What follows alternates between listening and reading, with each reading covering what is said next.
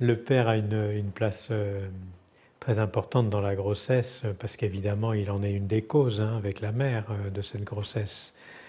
Bien que Freud nous ait alerté sur l'idée que les pères n'est vraiment jamais sûr de l'enfant qui est porté dans le ventre de sa femme. Enfin bon, quand même, globalement maintenant, ça, ça semble suivre un autre tour.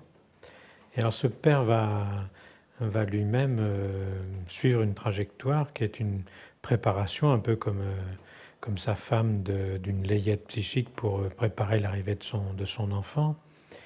Mais en même temps, je trouve que c'est intéressant de l'envisager d'une façon un peu distincte, parce qu'il n'a pas le bébé dans son ventre, donc forcément il est dans une situation qui le, qui le met un petit peu en difficulté par rapport à cette chose-là. Alors, on voit bien que la manière dont la femme qui porte le bébé va lui faire une place ou pas dans son histoire avec ce bébé va être très importante pour lui. Et s'il se sent bien accueilli, alors il va pouvoir sans doute beaucoup aider sa femme à faire ce travail de préparation du bébé à venir.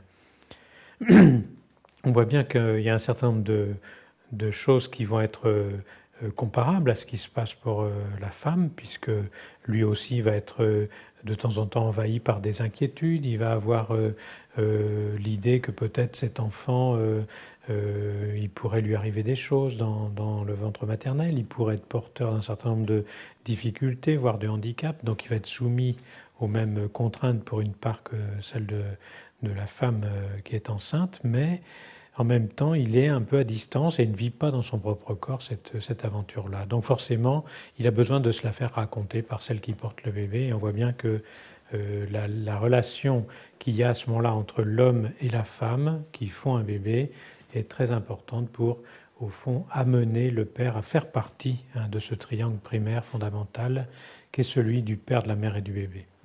Et là, on voit que la femme a un rôle très important pour donner cette place au père, mais qu'en même temps, le père a une position très importante pour prendre cette place dans cette proposition que lui fait la femme qui est enceinte. Alors, je crois que on décrit des phénomènes comme par exemple les dépressions des pères avant la naissance de leur bébé. On décrit les dépressions du père après la naissance de leur bébé. On décrit des accidents puerpéraux pour le père avant-après la naissance.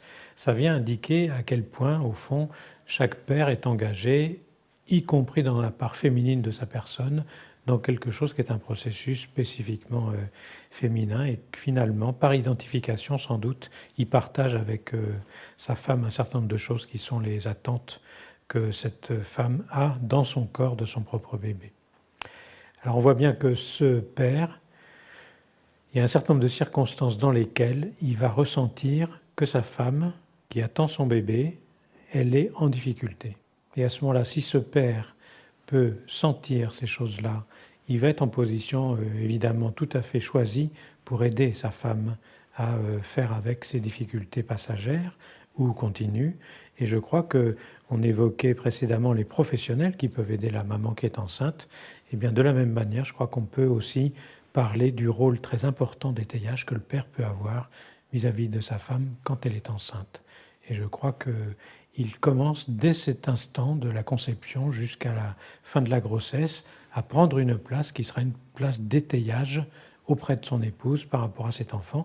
Et cette place continuera, on l'appelle souvent une place en position tierce, on l'appelle souvent une place au fond d'intermédiaire entre ce bébé et cette maman.